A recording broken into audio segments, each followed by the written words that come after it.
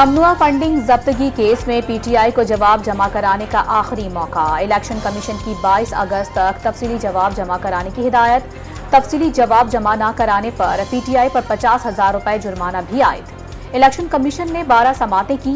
PTI मामला इल्तिवाम में डालने के लिए ताखीरी हरबे इस्तेमाल कर रही है। समात का तहरीरी हुक्म जारी। निगरां वज़ीर-ए-आज़म के लिए मुशावरत का फाइनल राउंड। वज़ीर-ए-आज़म हाउस में वज़ीर-ए-आज़म शहबाज शरीफ और अपोजिशन लीडर राजा रियाज के दरमियान फैसला कुन मुशावरत जारी। आज फैसला ना हुआ तो मामला पार्लिमानी कमेटी के पास जाएगा। राजा रियाज की जानिब से दिए गए 3 नामों पर शहबाज शरीफ ने गुज़िश्ता रात इत्तेहादियों से मुशावरत मुकम्मल कर ली थी। ज़राए का दावा। सादिक संजरानी, जलील अब्बास जिलानी, हफीज शेख या सरप्राइज। निगरां वज़ीर-ए-आज़म के लिए शहर इक़्तिदार में कई नाम ज़ेरे गर्दिश। अपोजिशन लीडर राजा रियाज ने चेयरमैन सेनेट का नाम दिया। लीगी रहनुमा एहसन इकबाल की तस्दीक। नवाज शरीफ की वापसी में कोई कानूनी रुकावट नहीं। इलेक्शन एक्ट की तरमीम से नवाज शरीफ की नाअहली खत्म हो चुकी। अक्सरियत मिली तो वज़ीर-ए-आज़म नवाज शरीफ होंगे। शहबाज शरीफ का इंतखाबात वोट को इज्जत दो के नारे पर लड़ने का ऐलान। फैसलों से वोट बैंक पर असर होने का एतराज। 16 माह की हुकूमत में 8 माह एहतजाज और मार्च की नजर हुई। हुकूमत के खिलाफ 1 रुपए का स्कैंडल खिलाफ नहीं आया।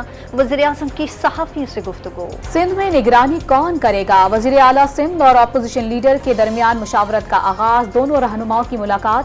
असम्बली की आईनी मुद्दत पूरी होने पर एक दूसरे को मुबारकबाद। निगरान सेटअप पर कल दोबारा मुलाकात होगी। जस्टिस रिटायर्ड मकबूल बाकिर के नाम पर इत्तेफाक किए जाने का इम्कान।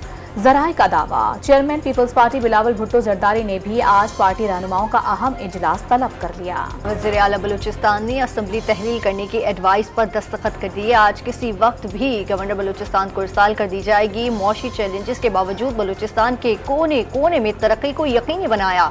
वज़ीर आला बलूचिस्तान का इत्तेहादियों और अपोजिशन से इजहार तशक्कुर।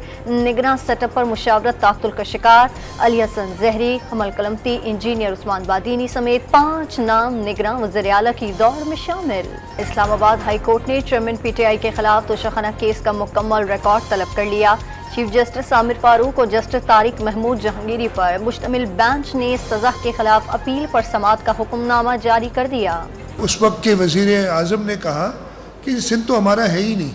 ना सिर्फ सिंध की हुकूमत को डिसोन किया, पूरे सूबे को डिसोन किया, सूबे के लोगों को डिसोन किया।